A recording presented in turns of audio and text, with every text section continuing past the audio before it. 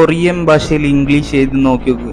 A അങ്ങനെയാണ്, B ഇങ്ങനെ കേട്ടോ, പിന്നെ സി ഈ ടൈപ്പാണ് കൊറിയൻ ഭാഷയിൽ, പിന്നെ സി ഡി ആണ് അങ്ങനെ, പിന്നെ ഈ ടൈപ്പോ, എഫ് ഈ ടൈപ്പായി മാറി കൊറിയൻ ഭാഷ ചെയ്ത് കേട്ടോ.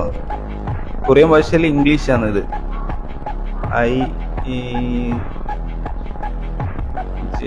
കെ ഐ കെ ഇങ്ങനെ എല്ല് വരയ്ക്ക് നോക്കൂ. എം ഇങ്ങനെയാണ് കൊറിയൻ ഭാഷയാണിത്.